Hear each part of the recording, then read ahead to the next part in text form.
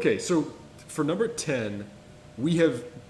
This is another one of the switchy things where what I had at number 10 and what you had at number 4 are the exact opposite. What did you have at number 10?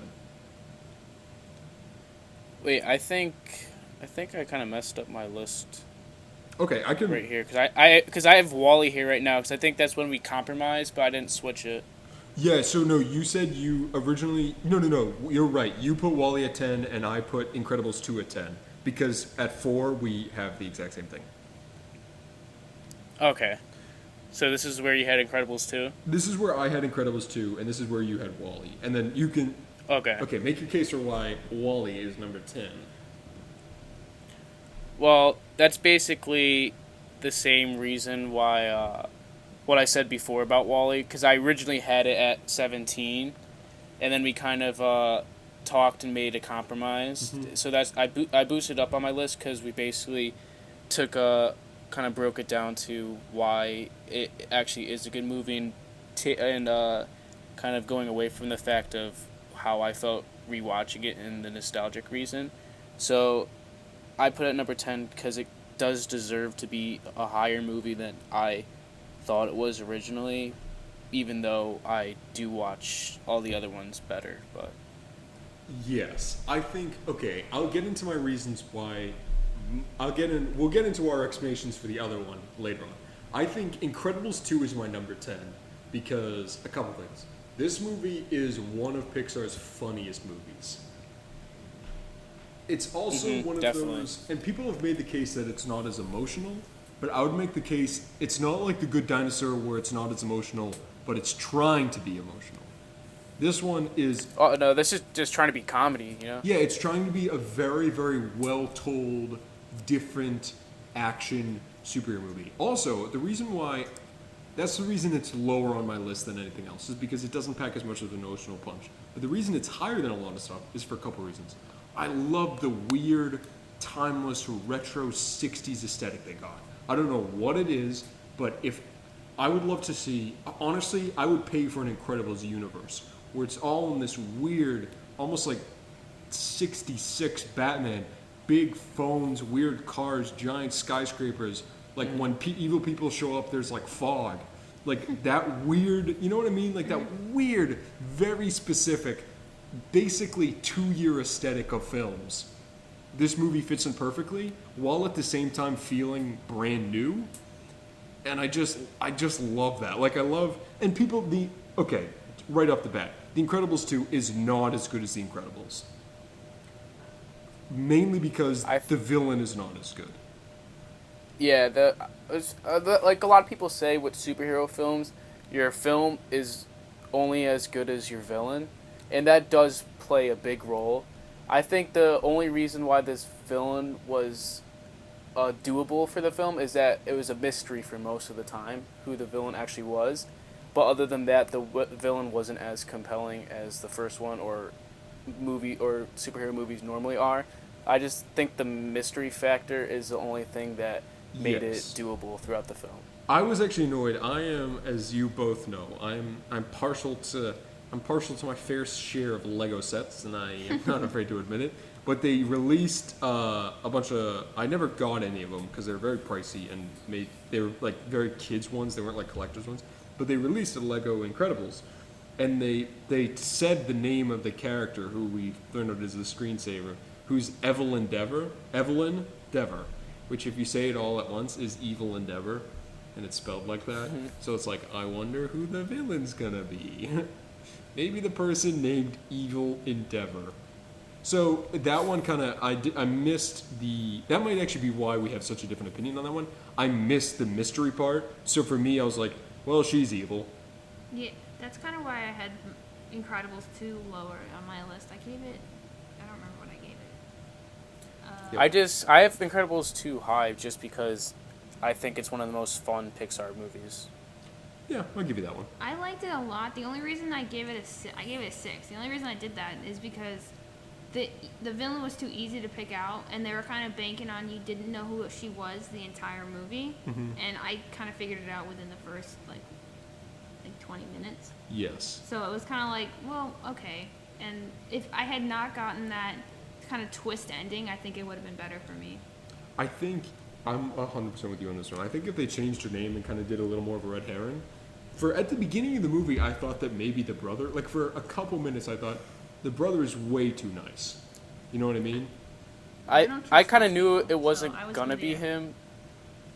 Hmm? I kind of felt like they were trying to make it seem like it would, but it wasn't. Yeah, I felt so. I kind of hoped they would keep up. Like rewatching it now, I think they should have leaned into that he's too nice sort of thing, and at the end be like the sister who's always like calling it how it is the real villain, and he's not a dunce, but he is a legitimate fanboy and can seem malicious because of that. Because if there's one thing that the internet has taught us, that when people love things to an extreme extent, sometimes they seem like they hate it. So and like dead serious, they could have used that to their advantage, where like he loves superheroes so much that he almost seems like he wants to take them down. Hmm. But But I just kind of enjoyed that movie so much that I really didn't care about having a compelling villain, because I just have so much fun and enjoy it, and I laugh my ass off every time I watch it. Especially Jack steals the entire movie. Oh yeah. yes, I do like the Mr. Mom thing they've got going, where Mr. Incredible realizes that Yeah. being a mom is Yeah. is just as much as a job as being a full-time superhero has to fight crime. I actually did like that a lot. That they kind of flipped it on the script, because in Yeah, the first movie it was all about Mr. Incredible and his adventure, and then this movie was all about her fantasy adventures, and he had to take Yes. care of the kids. And I thought that was a fun twist. I like that. I also liked it that they didn't do it cliche. It wasn't like he gets the kids and he really sucks at it, and then the mom has to come back and save it. It's like he gets the kids, he realizes that this is a kick in the ass, but then he also realizes that if he puts in the effort, he can raise the kids too. Like I like that it's not it was just generally a good message and a good commentary on family relationships without it being like getting punched in the nose with like, this is a message on family relationships. Also, the I also think- animation in that is one of my favorite looking animations of all time. Yeah. You ever see them comparing? There's the same scene, but in the beginning, comparing the new animation with the old one. It looks absolutely disturbing. You don't realize how bad the first Incredibles animation is until you compare it. I actually watched most of the first Incredibles this morning. I was like cleaning and stuff. It's insane. Like the fact that in a span of like 10-15 years there's that level of technological improvement is mind-boggling. I did hear this interesting thing where they actually had to make the Incredibles characters look less realistic in the sequel because the technology was so good and the skin looked so perfect and lifelike that it was disturbing that they had like perfect human features on imperfect proportions. Yeah, true. Which it's the weirdest. When your problem is that you're too good at something, that's an amazing problem to have. Yeah, we're too good. Okay, number 9. I think you might have this higher on the list, or you might have it around the 6th spot. Probably around the same spot. Number 9, we have Monsters, Inc. I agree with that one. I'll get that one. Yeah. I'd maybe move it to 7, but 9 is okay as well. I feel like, and we'll get to this later, I think the reason Monsters, Inc. is lower for us than it is for you is Yeah, because Toy Story. Just Toy Story. You know what I mean? Yeah, it's only low because there's just movies that are just amazing that you can't put any lower than they are. I'd say we're in the top, I think the top 10 with the, 10 through 6. An arguable case can be made that you, like, if you have a good enough argument, you can switch any of those in any order. Probably not wrong with that. You'd have to have a good enough argument, but I feel like our 10 through 6, I can make a case why any of those is just as good or worse or better than the ones above or below it. Yeah, I think we have a discussion too. I think that's what we already had a long discussion about where to place these movies because it was super hard. So we could probably have the same conversation we had yesterday and want to move some stuff around. Honestly, like, and even rewatching this stuff last night, like, I watched Monsters University last night, and my immediate thought was, I love these characters more than I remember, and it affects my opinion. But we're sticking to this. Monsters, Inc., okay, Sophie, why do you like Monsters, Inc. so much? I like that it was a different type of movie than what was typically being advertised. Like, when Monsters, Inc. came out in 2011, or 2001? 2001. Most of what I was watching was new-ish Disney movies, or I guess the new at the time Disney movies, where it wasn't the classics from like the 1970s, but the new, like the sequels of all the classic Disney movies were coming out. It was all, dumb princesses in dresses, and this was like a bunch of monsters who break into closets and steal people's screams, where it's like, whoa, what is this kind of movie that I'm watching right now? And then I like the story a lot, like way better than I think I should, because like the music, I don't know, I don't know how to describe it. It's really, I like it a lot. I'm with you. Randy Newman comes back for the music, and I think Randy Newman does most of the Pixar stuff, but most specifically Toy Story and Monsters, Inc. And if you hear any note from that music, you know what movie it's from. It's got this weird, like, jazz vibe to it. The music itself makes everyone in the movie seem friendly. The only reason I didn't put this maybe in the top 5 is because I think the antagonist creature, his whole plot line was terrifying as a kid. Like, sucking the screams out of a child is horrifying to watch as a child alone. So I just think that was a little bit too much to put into a kid's movie when I was like, what? I don't know, 4 or 5. Not the greatest thing to watch, but I really liked Sully a lot. It's better than Murder, though. I guess that's right, but I mean, It's literally the argument for any crime. You're not murdered. but I mean, any child that will go through that is scarred. Honestly, I think this one falls below some of the other ones for a similar reason. Randall's only reason for being evil is that he is evil. Yeah, he's just trying to get back at Sully. Well, I feel like they explain it better. They make his character better from Monsters the U. second one, Yeah. Monsters University. Yeah. That's why I think that movie is one of the better, as I said, a very good prequel, because it kind of remedies some of the problems with Monsters, Inc. Like, Gives them more motivation. Yeah, it gives every single person there a good motivation. It explains why Sully and Mike are so hardworking. It's because they had to work their absolute asses off to even get where they are, and explains why Randall doesn't like them is because he kind of made it pretty, and yet these two guys that were in the frickin' mail room and beat the crap out of him at school are beating him. Monsters, Inc., and again, I'll say it again, the top 10, they're all fantastic. They're all classics. I'd watch any of these. If someone said, hey, you want to watch Monsters, Inc.? I'd be like, yeah, sure, turn it on right now. Yeah, sounds about right. Want to watch Monsters, Inc.? Yeah, totally. Yeah, turn it on now. Okay, perfect. 2 hours later. The podcast is over. Sorry. Yes, the podcast just goes dark. You just hear Sophie. Guys, hello. I don't know how to end the podcast. Oh. No, the podcast goes on for another 2 hours. It's just background noise of just the movie playing. You just hear me the whole time going, put that thing back where it came from. So help me, so help me. Kind of sounded like him a little bit. Thank you. I appreciate sounding like a freaky. My one thing, total Oh side shit, note. my cat. Dude, total side note. Did you just say, oh frick, my cat? Yeah, my cat jumped on my computer, and last time he almost exited out of my recording. I love quarantine. So,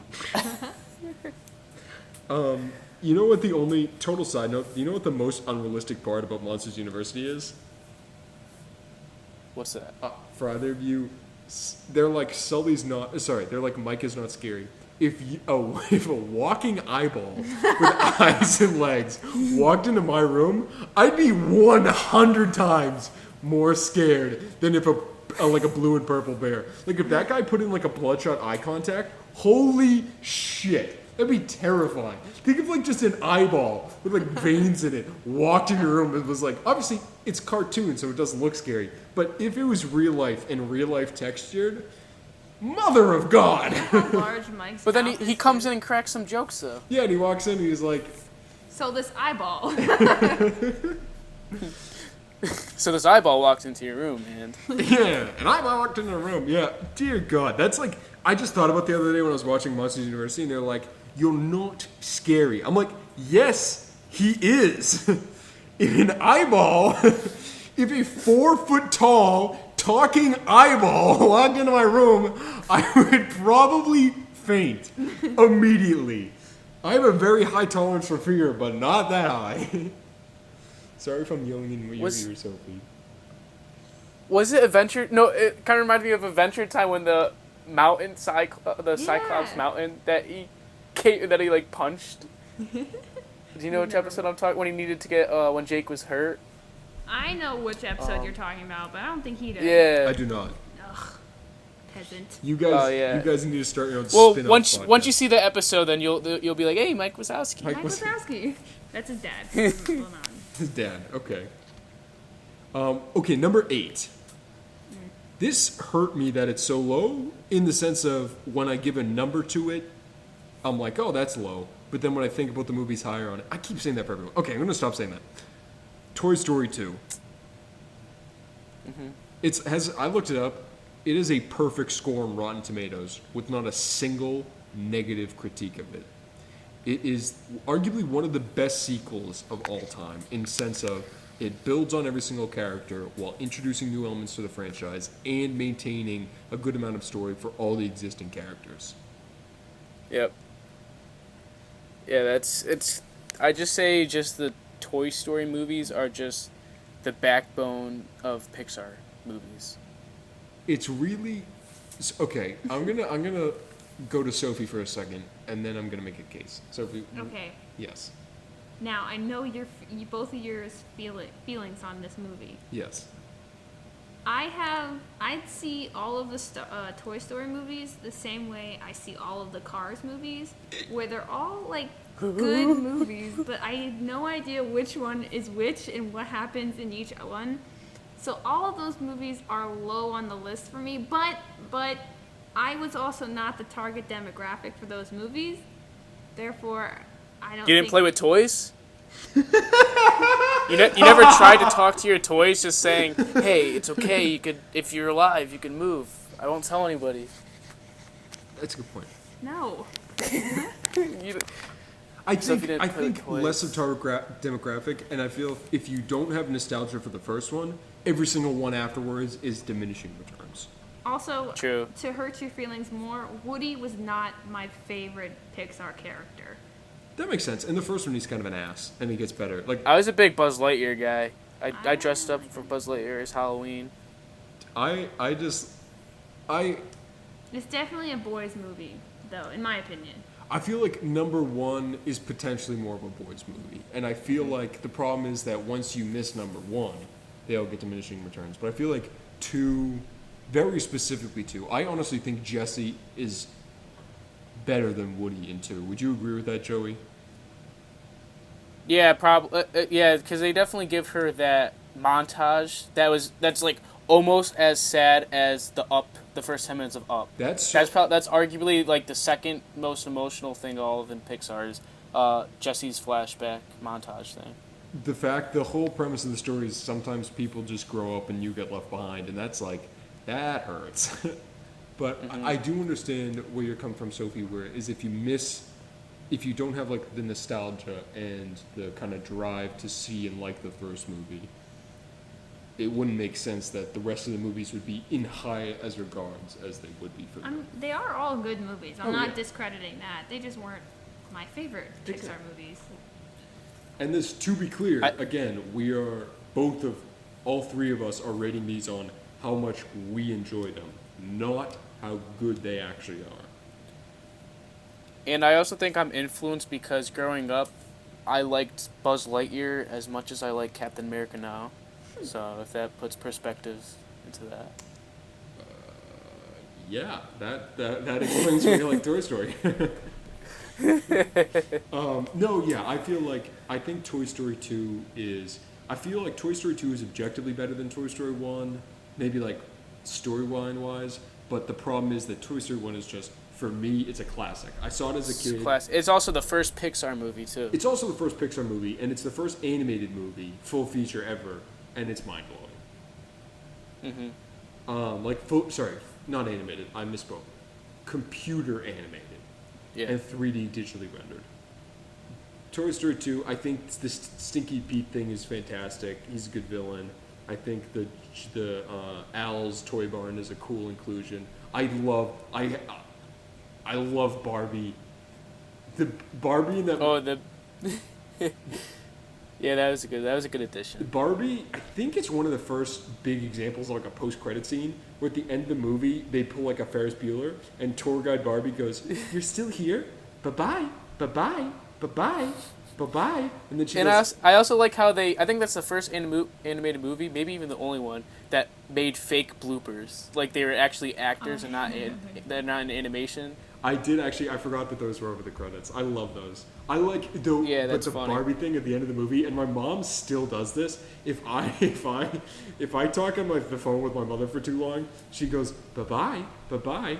My cheeks are starting to hurt. Bye-bye," because that's what Barbie says in the movie, and it's an amazing line. Just the fact that they got this kind of like two-dimensional, and Barbie, even the toy Barbie, is infamously kind of like the pretty girl's toy. The fact that they made her such a funny character with such comedic chops is like just fantastic. There's a funny thing where the Barbie company refused to let Pixar use Barbie in the first movie because they were worried that Toy Story would tarnish the brand of Barbie, which is just amazing to think about, that they thought that Toy Story would be worse than the Barbie movies. That's mind-blowing. They were wrong. Yeah, obviously. That's insane. I feel like the Toy Story movies can all be kind of reviewed in the same kind of category. So, do you want to move on to number 7? Yep. Number 7, we have Finding Nemo. And I feel like maybe a lot of people would be mad because I've seen plenty of Pixar rankings and people saying like what movie is their favorite, and there's so many people that think Finding Nemo is the best Pixar movie. I wouldn't say it's the best, but 7 makes sense for me. Yeah. I don't personally think it is, but there's just so many people out there that find Finding Nemo as the best Pixar movie. Finding Nemo, I think, is the first Pixar movie where I was like, oh, this entire movie has a good story that's emotional. Like, you know what I mean? Like, I'm looking at the list in order, and it goes Toy Story, Bug's Life, Toy Story 2, which you said has that one Jessie montage, but for the most part, it's just a really good kids movie. Monsters, Inc., which has a couple of the Bo moments, but I think Finding Nemo was the first time where you're like, just right off the bat, the mom dies with the barracuda, and it's the one dad left taking care of his one disabled kid, and then the rest of the movie happens, and you're just, for the first time, you can really empathize with this talking fish. And also, it's just like another one of those adventure films, and there's just so many characters that meet on the way, and every single character they meet is either like funny or compelling, that they could literally have their own spin-off like movie or short just to see like what they've been doing before they even met them, because like you have the sharks, they're like funny and compelling, how they like fish are friends not food, because what kind of shark does that? And you have the sea turtles, the pelicans, and just the fish in the tank. Like they're all like just side characters that they just meet on the journey, and I feel like they're just as good and compelling as the main characters. I think Finding Nemo is also where Pixar proved that they're not kids' movies. Like, they have a running comedy storyline about basically Alcohol Anonymous for sharks. Like, it's funny for kids, but as an adult, it's so funny.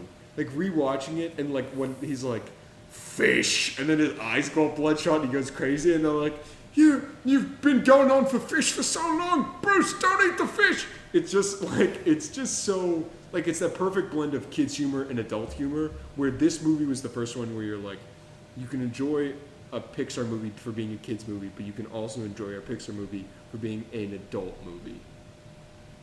Mm-hmm. I also am doing auditions for the Hammerhead Shark and Finding Nemo. I don't know. Yes, Okay, not to brag here about how much of a weird childlike nerd I am, but Finding Nemo's theme song, Nemo's Egg, was my #1 listened to song in all of 2019. That's odd. It is the perfect. I can't even tell you what it even sounds like. I don't even remember. You know it the second you hear it, you can I probably would. picture the waves. Like, it's honestly one of the best songs for doing work to. I literally sit down, turn it on, and can crank out so much studying. It's because it's a good melody without it being kind of in your face. Also, another thing, like, at Disney World, too, they got a good exhibit for Finding Nemo. And this is something I think you would love, is they have this Turtle Talk with Crush, where you go into this little theater, and they bring and Crush is on the screen, and you could actually have a conversation with him. And it's actually, like, really funny. I feel like that's just, like, you have, like, all the little kids asking questions in front, and I just feel like you just see us two just getting into the conversations more than the kids. I hope to God we get to go to Disney World for the one reason is I want to get in a line, like a 400-person long line, that's all little kids, and then me clocking in like 6'2", 6'3", and just be like, they'll all be like, we want to see, Darth Vader, and I'll be like, Darth Vader, here I come. That's like my goal in life is to get into a line with children. That came out wrong. That's not how you should say that. I want to get my pictures with the princesses. Dude, I mean, I 100% as a 20-year-old dude, I 100% want to get a picture with the princess. But what are you talking about? New profile picture, You joke? It 100. I have. Both of you know that like my Instagram consists of like 5 things, and I'm considering deleting some of them. I will if I get a picture with like Moana or freaking Rapunzel or something. That will be one of the only I don't know. Captain America or Darth Vader, those 4 pictures will be my entire Instagram profile. It's like the day I die. Probably. Okay. One day. One day. No, definitely. Okay, 6 is the continuation of number 12's debate. So number 12, if you guys don't remember, was Up/Onward. I have Up at 6. You have Onward at 6. Yep. We both made our case for why they're low. I'll make my case for why Up is this high on my list.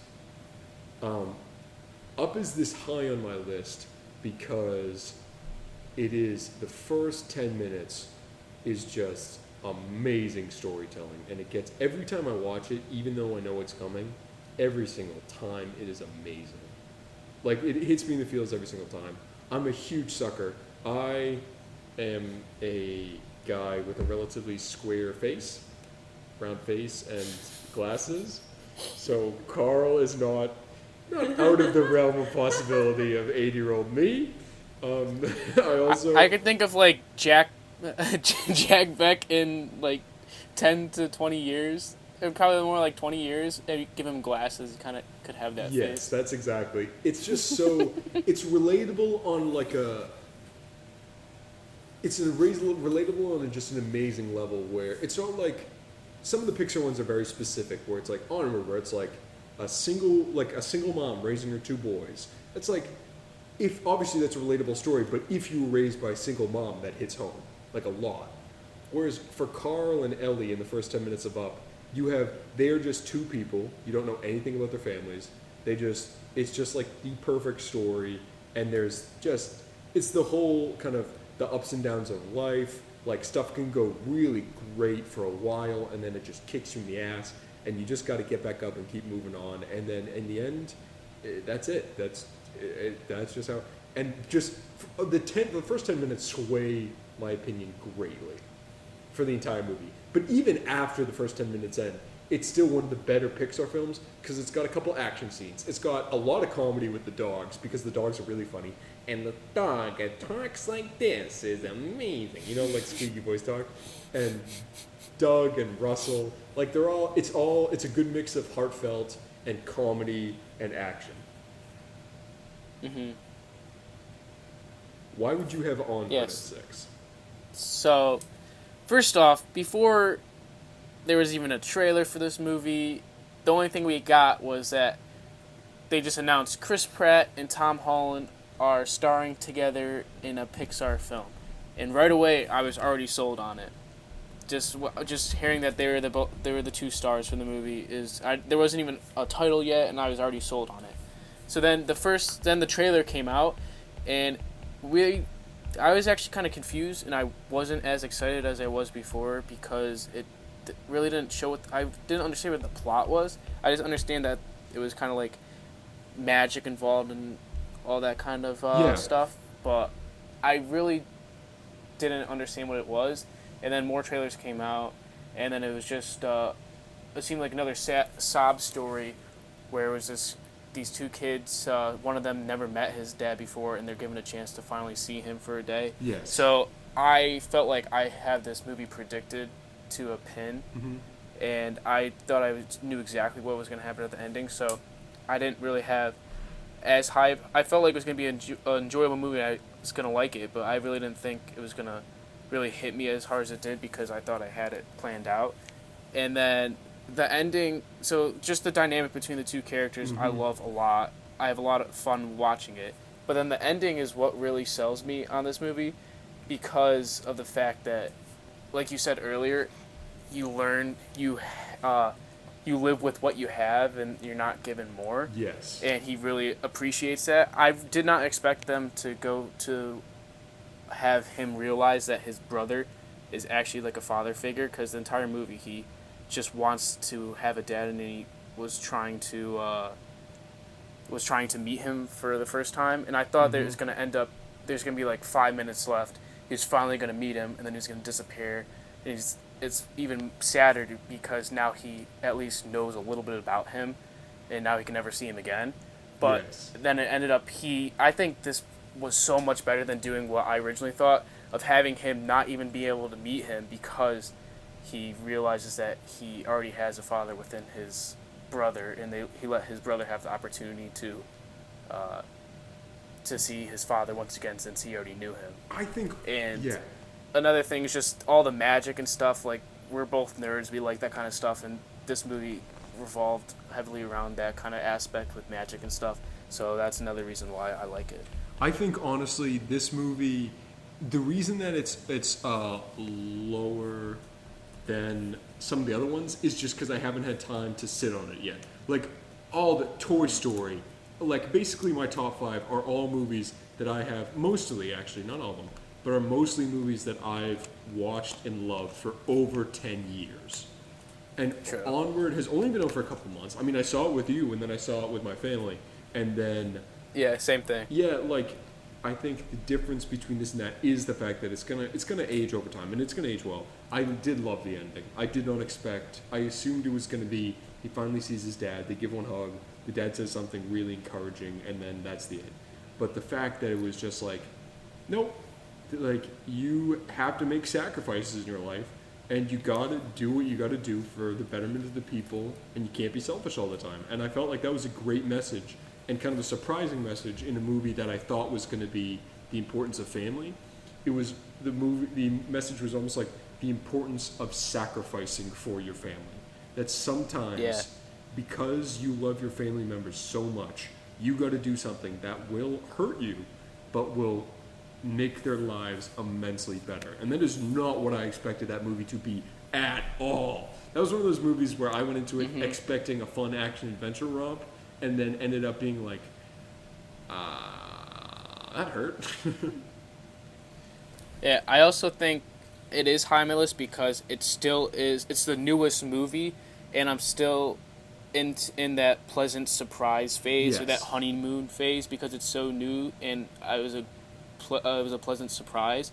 So I feel like that could also influence why it is high on my list. Because maybe if you ask me in 2 years or so, when I'm not in that honeymoon phase anymore, maybe where it is ranked, it might be different than it is right now. But as of right now, that's what I think 6 fits for me. Honestly, you're probably right. I think we're the exact opposite in that sense where in 2 years, if you ask me what it is, it'll probably go up from 12 to 9. And my guess with you, or like 9 or 8, and my guess with you is in 2 years, if I asked you, it will go down to like 8 or 9. Mm-hmm. Am I correct? Yeah, so like... Yeah, possibly. There's a good chance. There's a good chance. That happens with some of my movies.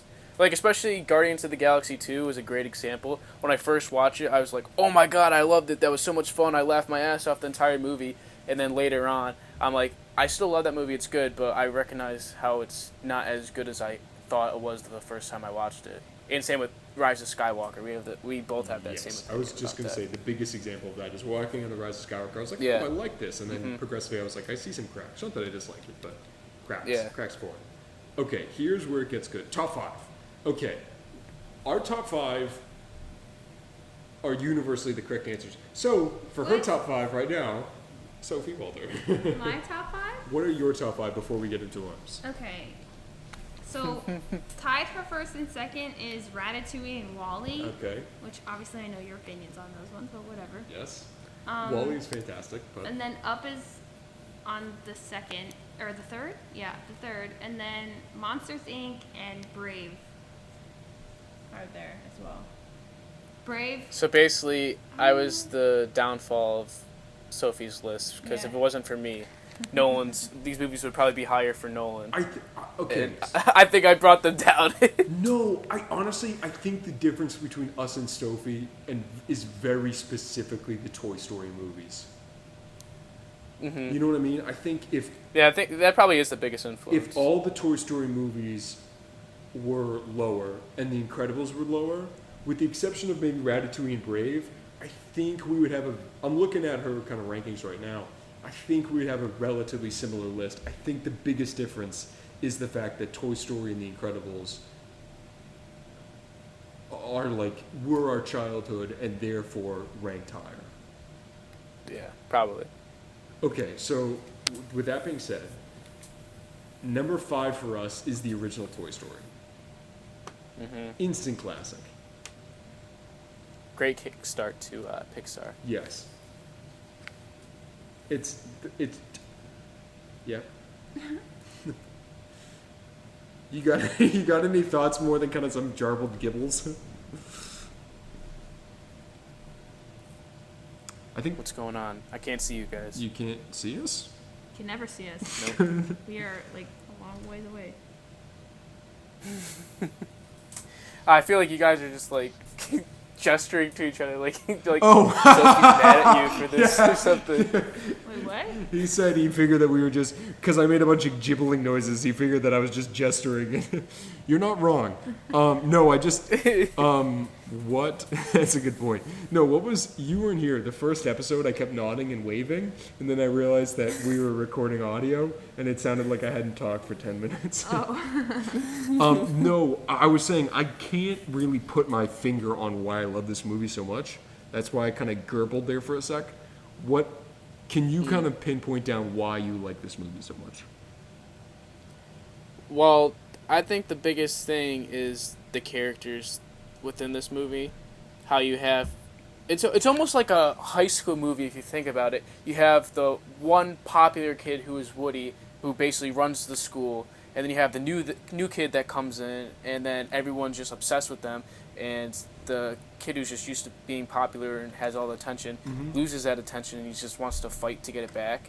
And then eventually those two kids that have rivalry for attention and the fame within the crowd, they kind of become friends, and I think the rest of the movies also influence me liking this movie more, because you see how much Woody and Buzz have grown as their friendship has grown throughout the first movie of basically hating each other, Yes. and now they're they're like you can't pull them apart, kind of best friends until they actually do, which is heartbreaking. I think, and that kind of leans into my case on why, if you miss the first Toy Story, all the other ones have a diminishing returns. Yeah. Is because the first Toy Story sets up why eventually Buzz and Woody become the friends that they do. They're not friends at first, but it's that friendship where it's that kind of ride or die friendship, which is relatable and just super. Not a lot of movies have the kind of. You're right. They have that kind of weird dynamic at first, and you make mistakes, and that's what make you better friends. Yeah.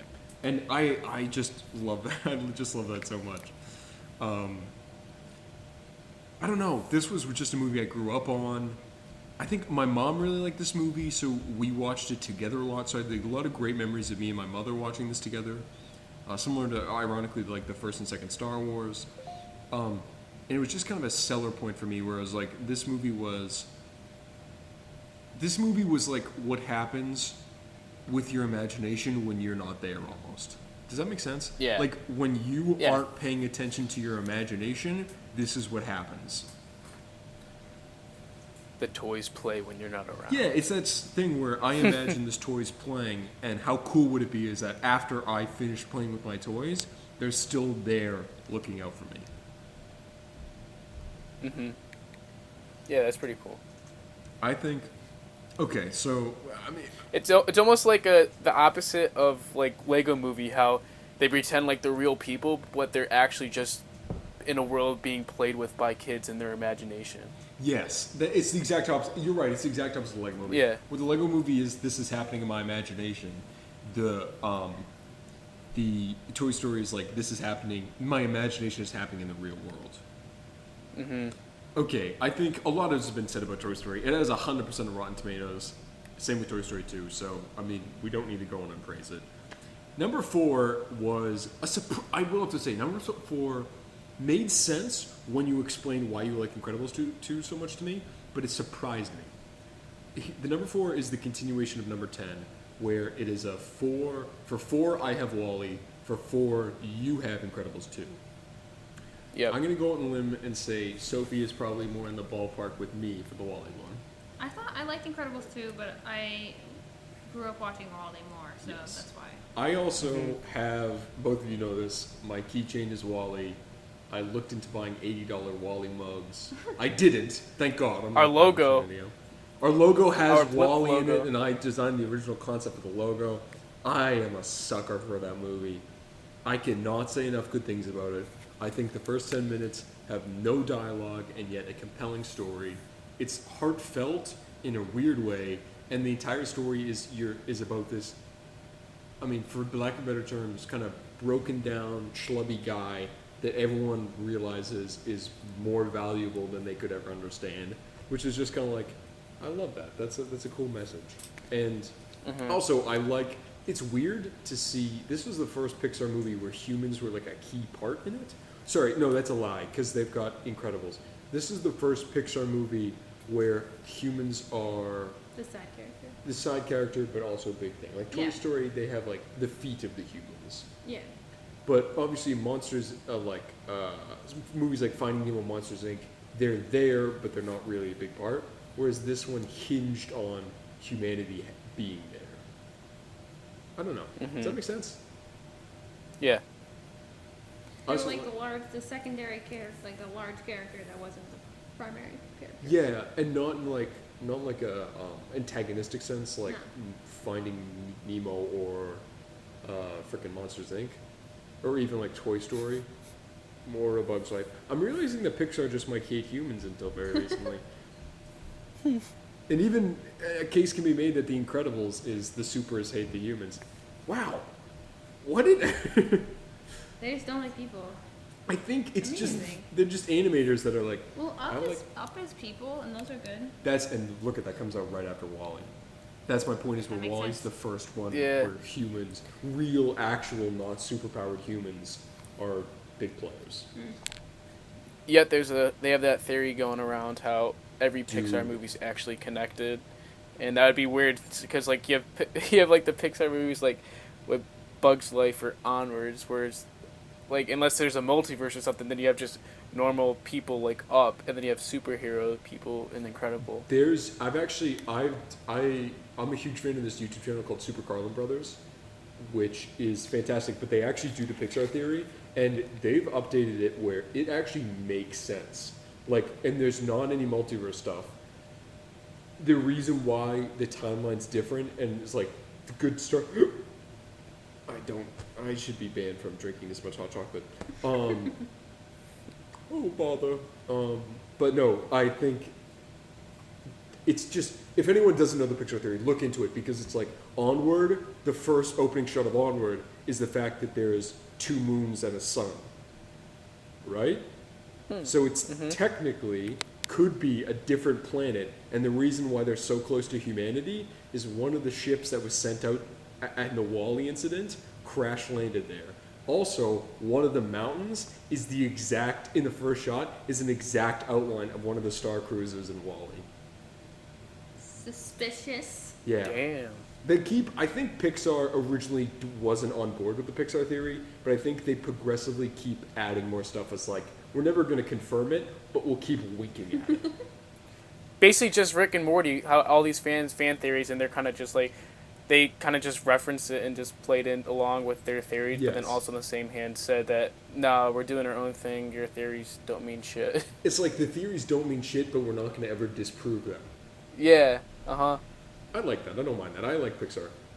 What's your case for why Incredibles 2 is so? Why Incredibles 2 is so high? Like, you explain why you liked it, but why is it number 4? Yeah, so I basically kind of went over this before, but I'll just go over it a little bit more now. How, first off, I think the first one does influence this one a lot, because without the nostalgic of growing up on the first one, you might not like the second one as much. Yes. But I just feel like this is the most fun Pixar movie there is. It's just nonstop, like action or comedy. If there's no action going on, then it's comedy. If there's no comedy, then you got action. It's never slow at all. How I've been explaining the other movies, how I liked the fast-paced movies and not being slow. So that's kind of a big reason why I like this one. And also, you already love the characters from the first one. And it's basically just a continuation. It starts off right after the first one, and you kind of see the different side of the characters. How it's basically a role switch between the parents, Yes. which I like a lot. And I don't know. It's probably one. I just find it as the most enjoyable Pixar movie, even though there definitely are better made ones, and like story wise that especially the villain isn't as good, but I kind of for this kind of movie I could put that stuff aside and just focus on just having fun watching it. I will have to say, first of all, in the middle of your speech, I got the cramp to end all fucking cramps in my leg, and Sophie can attest to this. I literally just stuck my leg out and was going, ah, silently. I was playing pool basketball today and I did the same exact thing it still hurts me now, and that was like 3 hours ago. Why? You know what's that thing? What's the thing when like a woman gets pregnant and then her partner will gain a bunch Contraction? of sympathy weight. I'm getting sympathy cramps for your cramp. What's wrong with you? What do you mean? Sophie's looking at me like I'm a moron. You're not wrong. It's a sympathy cramp. So, what was I saying? Incredibles 2, I cannot explain how excited I was after watching the first Incredibles. And I wasn't actually disappointed at all. I saw the first trailer for Incredibles, and as I said, Incredibles was the first superhero movie I ever watched. And it was the lead-in to why I like superhero movies in general. I dressed up as, like, the Thing for years. When they announced in, like, 2016, I think it was, they were going to make Incredibles 2, I was very, very happy. Kind of forgot about it. So when the trailer rolls around and it has Jack, it is the updated animation, it is the kind of the Michael Keaton Mr. Mom vibe, I was like, oh my god, this is amazing. Jack's the best, especially after Infinity War came out. You have all these people like, oh, Thanos is so OP, and then people be commenting like, yeah, but he got nothing on Jack. Jack would whip his ass. Yeah, no, I think that's no matter what the MCU does, The Incredibles will be the best Fantastic Four movie, and arguably even The Incredibles 2 will be the best Fantastic Four movies we will ever get. Mm-hmm. It has a compelling story. The only reason I dislike okay. The only reason I like Incredibles less than Incredibles. Sorry, I'm gonna take a breather. Incredibles Two. The only reason I like Incredibles 2 less than I like Incredibles 1 is honestly in Incredibles 1, Jack is funny, Violet has a compelling story, Dash has a compelling story, Bob has a compelling story, Helen has a compelling story. Whereas in Incredibles 2, they kind of don't know what to do with Dash.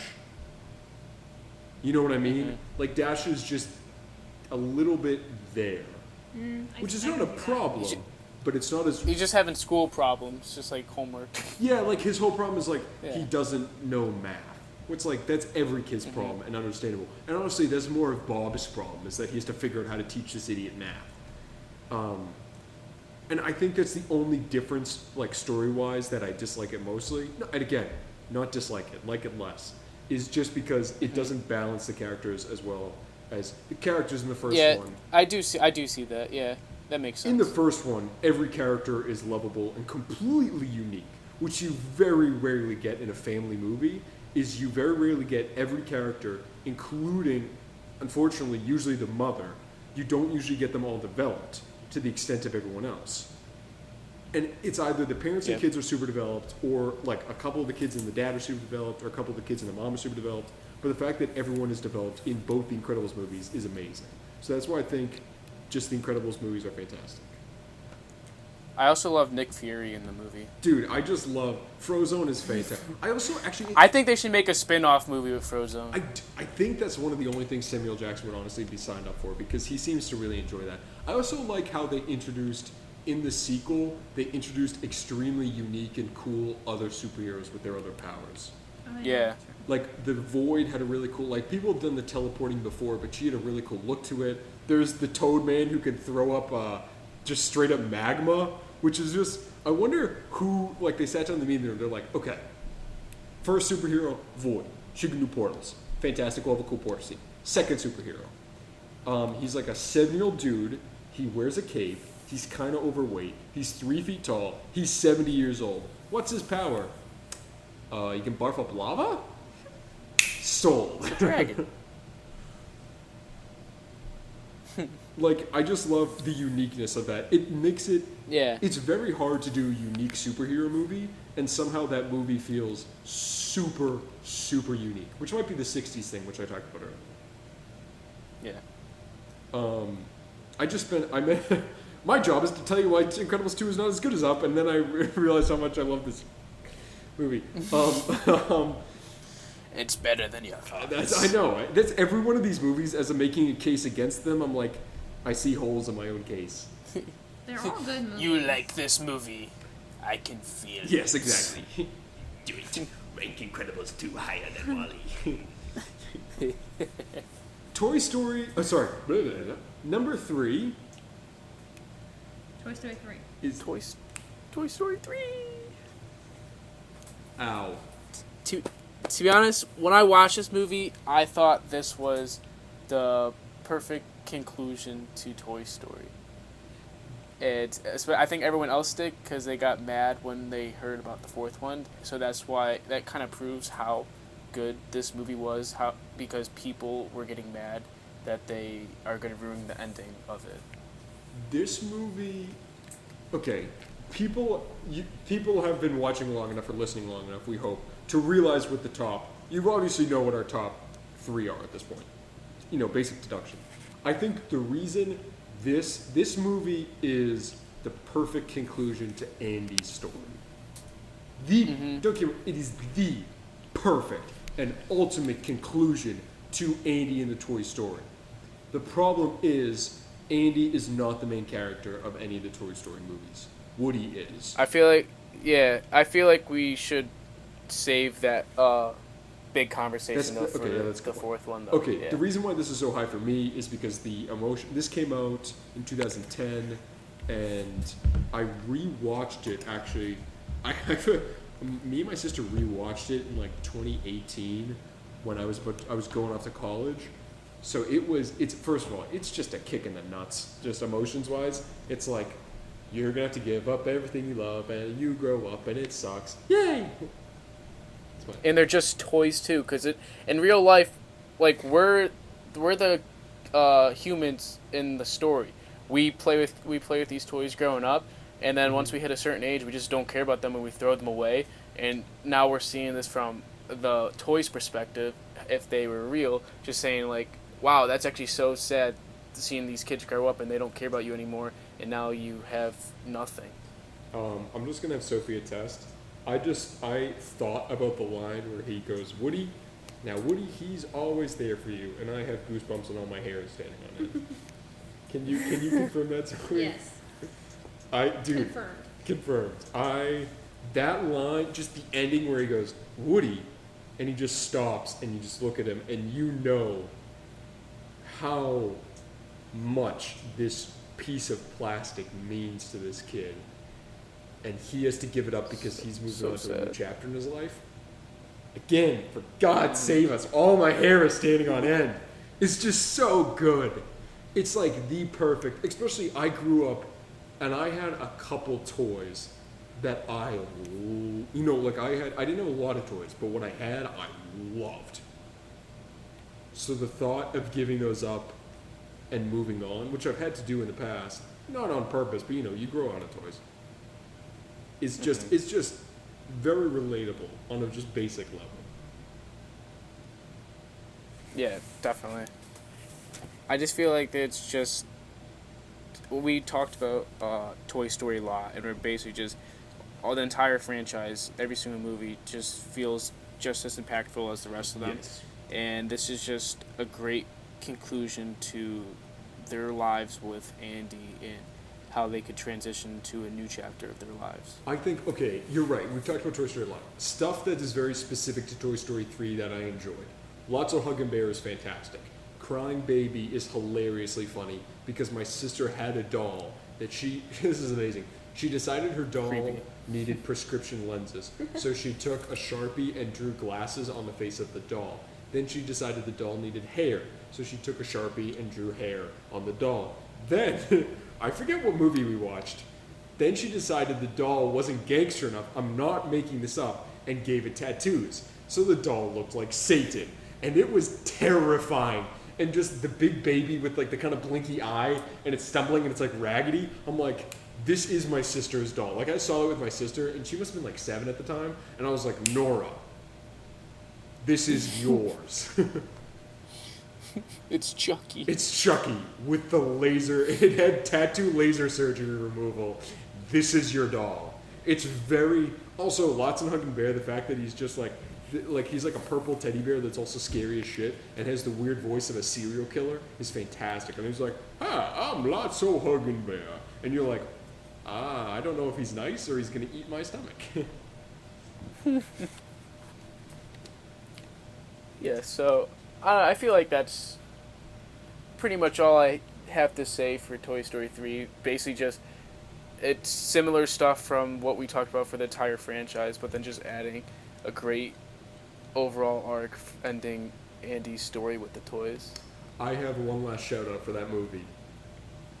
Michael Keaton as Ken is Ken's I've funny. never seen a weirder yet more perfect casting than Michael Keaton, who's arguably a very scary dude, playing this weird, clothes-obsessed, narcissistic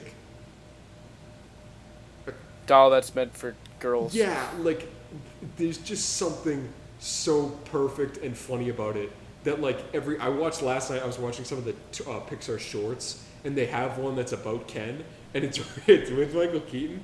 I laughed so loud, I was worried the people above me might complain. It was so funny. Michael Keaton is just like, I don't know. Sophie, do you have any thoughts on Toy Story 3? I don't know if you have anything. It's in the same box as all the other Toy Stories. We're sorry, guys. No, you're good. No, I've crushed your souls. Yeah. My It's bad. okay. We know you don't know hard. Killing It's us. fine. I know. Hey. I'm making fun. Yeah, okay. We have a tie for one. Bum. 1 and 2 are arguably interchangeable in our Interchange. eyes. Yep. I watched 1 and 2. Okay, you've already figured out what it is. 1 and 2 we have Incredibles and Toy Story 4, not particularly in that order, because originally I was making 2 days ago watched Toy Story 4, so when making the list I made the case for Toy Story 4. This morning I watched Incredibles, and now I could make just as strong as a case for Incredibles. I cannot make up my mind between these two. I know They're just you perfect movies. You definitively had Incredibles at number 1. Mm-hmm. So, why did you think Incredibles was the best? Okay, so one of the big reasons is because it's a superhero film, and you know how much I love superheroes. Yeah, that checks out. And 2, you basically just went over those points when we talked about the second one, about the family and how each character was so unique and distinguished within the entire family, how they each had their own story to be told and their own lessons to be learned, instead of just one main character learning something, which is technically the dad is the biggest one, but each character within it had something to be told throughout the story, or something they needed to learn or achieve, which I think was very good. Mm-hmm. And the villain was compelling. It was a great villain, and like I said before, a superhero film is only as good as its villain. And it does it's not as funny as the second one, but there is definitely some good laughs you have within it. And it's also just like a nice family film, especially when you grow up on it. Yes. So it's a movie you watch with your family, and it kind of just a movie that kind of makes you feel like it brings you closer together too. It's also rewatching the beginning of it. Like as a kid, I remember the fight scenes and the fact that they take on Syndrome. By the way, Syndrome is one of the best villains in any superhero movie of all time. It also, yeah, no, like the beginning you said too, it also brings in like real life problems and politic reasons with how like your fantasy within superheroes or comics. It's just like, oh yeah, we got these superheroes, everyone praises them, but then it brings you to a real world scenario where there's actually consequences and destruction happens and how people might not like them, and the society kind of banishes superheroes, and there's not allowed to be superheroes now illegal. So I think that's actually a very compelling plot, and it's something that you're not used to seeing, especially they're doing it within a kids movie. Rewatching the beginning of The Incredibles is super adult because first of all, you have the main reason why these superheroes get banned is because he stopped a suicide, and the argument becomes, is it wrong to stop someone from killing himself when they've already decided it's the way to go? Which is a incredibly deep, like that's really deep for a kids movie, and a very good reason why something like superheroes would get banned. It's not because of the big fight scenes with the villains, it's of their small interactions with the normal people. Also, the family stuff is kind of dark, because obviously at the end everything's okay, but at the beginning, that is the picture of a failing marriage where the kids are getting the blunt end of it, and it shows that when people have lost their passion for certain stuff and don't know what the right priorities are, how that affects everyone they're close to. And that is a way, as a kid, you're like, awesome superheroes, really cool costumes, awesome animation. And as an adult, you're like, this means way more than I thought it did. Mm-hmm. I think, I'm with you on this one. I grew up on it. This is the reason I like superheroes. It's fantastic. Plus the ending is like gruesome how, like it doesn't show it, but like when you think about it, the dude Syndrome got chewed up by an airplane propeller. I would love an R-rated version of that. Release the unrated cut. Logan. Release, what is that, Brad Bird? Release the bird cut. Yeah, that's so there's actually, it's a good combination of adult topics within a children's film. Do you have, I think, okay, Sophie, why, this is obviously, we're the target demographic for this. We're two guys who really love superhero movies and really like superheroes as a child. Objectively, as a little bit, obviously you like that, but as an outside viewer, what is your kind of general opinion on The Incredibles? I really liked The Incredibles, actually. I thought it was a pretty good story. I really liked the conflicts that they had to face, and I liked how their story arc, each of them kind of ended up. Mm-hmm. I rated it rather high on my list as well. Not number one, but Yeah. I liked it. I thought it was a good movie. I definitely would watch it like again. I think I've seen it like at least 10 times. Yes, I think this is one of those movies. You know how like Rocky is a drama that just happens to have boxing in the end? Mm-hmm. I feel like this is a intricate look at a family that just happens to have superheroes in it. It's actually probably a good point because everything, all like the good storylines and all the serious stuff happening has nothing to do with really being superheroes. It's just kind of just being in a falling apart family. It's being in a falling apart family and fighting the legacy you accidentally created, which honestly you could switch out for completely normal people and it would be just as good as a movie.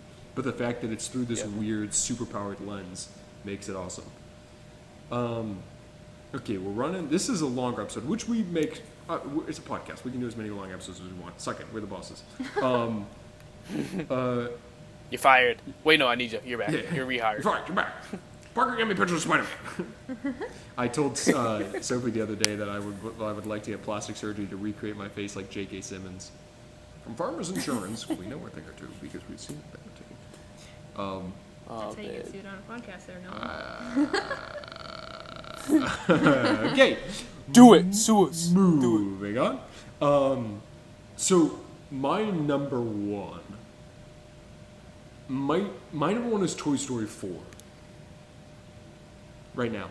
It might change in a couple minutes. But right now it's Toy Story 4. And it's partially for the reason I think you said earlier where I'm in that kind of a honeymoon stage where it came out in 2019 and I'm still in that I really like the movie because it's recent.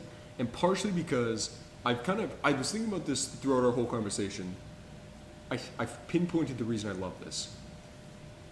It is more realistic that you will have to grow up and leave some of the people you love behind than it is that they'll die. Like, don't get me wrong. Yep. I love Avengers Endgame, but the reason I think Toy Story 4 is slightly more personal is not that because everyone died. It's not even because of a villain. It's because in the end, to grow up, you have a choice that you have to make. And it's either staying with what you know or going with what you trust. And Just moving on to a different chapter. exactly. And that is, for a movie that's all about toys, is extremely relatable, especially as I feel as young adults, it's kind of that perfect where it's like, you're gonna, for us specifically, we're gonna graduate college soon, and we are eventually going to have to move on and go to different places. And you've built very firm and fast friendships, and the problem is going to arise at eventually, in some point in your life, you are going to have to go in different directions. Not because of anything bad, not because of any weird villain, or because you hate each other, or there's a fight, but just because that's the way life is in the end. So Toy Story, the ending, people are like, oh, it didn't pack as much of an emotional punch. Mind you, the beginning of Toy Story, when he leaves her in that box, is tear-jerking off the bat. Like, I sat in that movie. Yeah, everyone talks about the ending, how the ending's just so super sad. I think I actually felt more sad and depressed in the opening scene than I did with the ending. The opening scene almost predicts the ending. The opening scene is a little bit where, oh, he has to give up one person to do what he thinks is right. And the ending is to do what he knows he needs to move on. And I just think the message of that movie, first, it's fantastic. But second of all, it's so funny. I watched it the other day. First of all, Duke Kaboom, Canada's greatest stuntman, is amazing. I love Keanu Reeves. So you guys can't see it because it's an audio thing, but I'm doing Keanu Reeves kind of hand motions where he talks like this. And he's like, he kind of like in the middle of the hair, and I watched a behind the scenes look at him. Sorry, so he's having to hold up the microphone. He's, every time he's like, yes, I Canada. Who's this boy? Like, like the whole thing where just Duke Kaboom. Every time he's on screen, I laugh. Where he's like, Duke Kaboom, Canada's greatest stuntman. Yes. Nasty. Am I spitting everywhere? Yes. Okay, sorry. Sorry, I just spit all over Sophie. I'm so sorry. I think the comedy in that movie is fantastic. The emotions in the movie are fantastic. The very, very undertones of the whole message is fantastic. The animation is fantastic. Especially the scene where he leaves Bo Peep in the beginning, in the rain. I think that just looks amazing. Like just like cinematography wise, like that looks beautiful, and the rain looks so real too. When they just leave him, showing him just on the ground, and it's just a normal like dead toy straight face, but you could just feel like he's so sad, even though it's just a normal toy face, like he's not even alive, but you could just feel the emotion within that without even having a real expression. It's the same thing. It's the shot and story. The same thing happens when he meets with Bo Peep again, where he meets back up with her while he's being held by a child. So he literally cannot make a facial expression. But you just know, because of what you've learned for 3 movies, you know that everything inside him is on fire as he sees Bo Peep for the first time in, like, what was it? What did she say, 7 or 8 years? And he's just staring directly at her and vice versa. And you're just like, you know that he can't say what he wants to say, and it's such a kick in the nuts. It's so good. Also, I feel like it's a movie. It's kind of the same feeling I have for Onwards. How they were both pleasant surprises. Yes. Because once the trailer comes out, a bunch of people backlash at it, and I kind of felt skeptical about it too, because Toy Story 3 felt like a perfect ending for Toy Story, and then the fourth one's going to ruin that ending. But then, like you were about to say before, how we realized the main character is not Andy, the main character is Woody. Yes. That was an ending. Toy Story 3 was an ending for Andy, but we still didn't conclude Woody's story. And this movie basically showed how he is not the favorite toy again. He's now with Andy, who he grew up his entire life with. And he's put in the situation where he has to find his role, where he's not the favorite toy, but he wants to help out with other toys. But he can't have that role either, because there's already existing toys Yes. with Molly who do that kind of stuff. So once he finally finds what he wants, when he finds Bo Peep, he realizes that he's been missing out on that the entire time they were with Molly, because Bonnie? he's Yeah. not with so he's not with Andy anymore, and he hasn't seen Bo Peep in a long time, and that's basically the girl he loves, and he makes a decision between all his friends and Buzz Lightyear to move on with his life and be with her to conclude his story. Yes, I think the to infinity and then cut to Woody saying and beyond is just an amazing thing. Also, Bo Peep is one of the best examples of just doing a good character, like revamping and basically rebooting a fantastic character. Mm-hmm.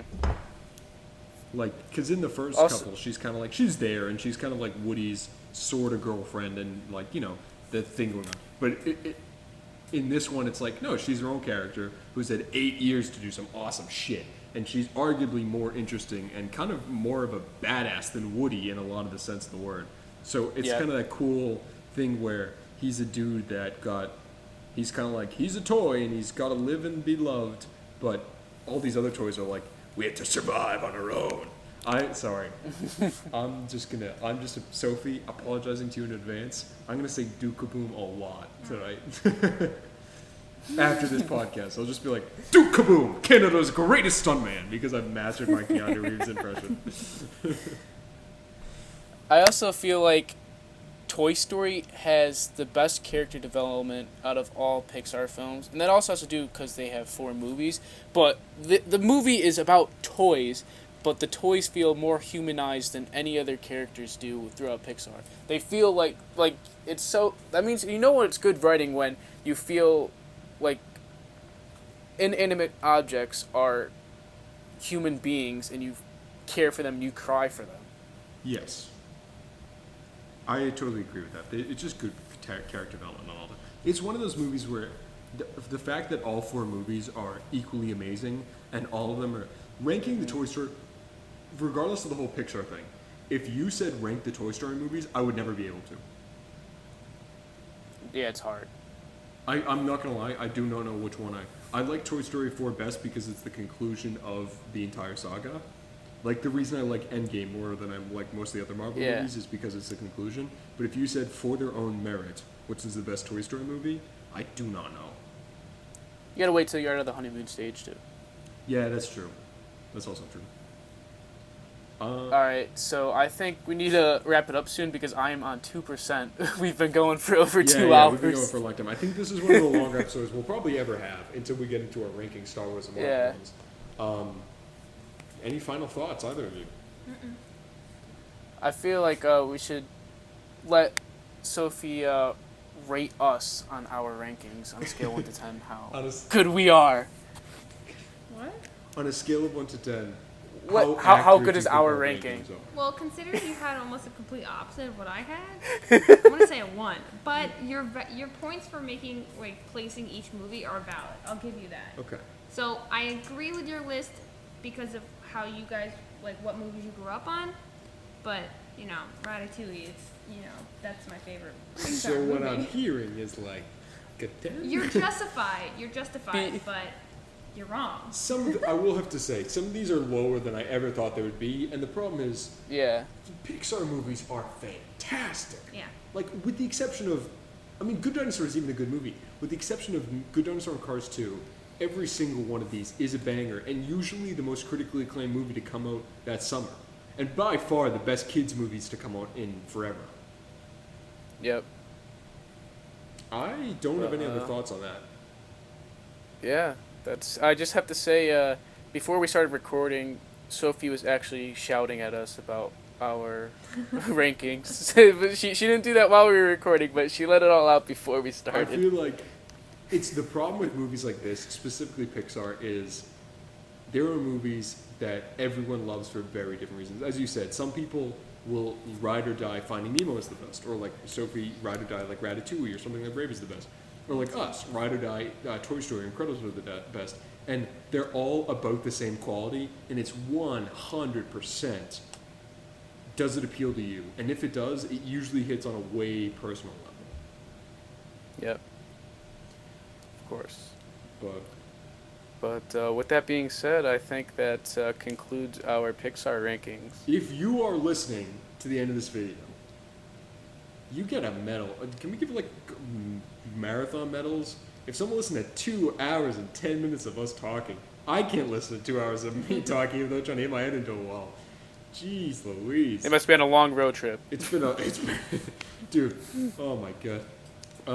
With that being said, check us out on The Blip Pod, all one word, at everything. You got Apple Podcasts, you got Spotify, you got Google Podcasts, you got Anchor, you got YouTube, you got Instagram, you got Twitter, you got Facebook, you've got Other platforms. other platforms. Anything you could think of. Build a wooden platform and write The Blip Pod on it, and we'll be on your platform. Literally. Should we put The Blip Pod stickers on everyone's decks that we've seen? And then we're on every platform. Boom, boom. Sounds like a plan. I love how neither of you laughed. I'm just exhausted. I know, 2 I'm kind of hours. exhausted, and Sophie's looking at me like she's both exhausted and very sick of me. Understandable and completely relatable. I'm very sick of me too. Classic Sully. Yeah. Hi. Without further ado, adventure is out there. Stay positive. Stay nerdy and positive. Oh, I got our key phrase backwards again. Okay. Stay nerdy and positive, Okay. So everybody. stay nerdy. What? And positive. Am I supposed to? You're fine. So I think Sophie's falling asleep. No, you pointed at me. So was I Sorry. supposed to say something? Thank you so much, Sophie, for being a guest on our show. You've been a great guest, and it was very short notice. Thanks for putting us up for 2 hours and giving us your awesome opinions on Pixar. We appreciate me and Joey have a lot of similar opinions, so we appreciate the differentiation in opinions. You're also Just let you know, you're not getting paid. I didn't know if this. What? I thought I was getting paid in Cheerios. Wait a minute. Wait a sec. Wait a second. Joey, you're not here. Now I have to give her my Cheerios. You bastard! I thought I was getting paid in Cheerios. Who's paying me in Cheerios? Yeah, hasta la vista, baby. See ya.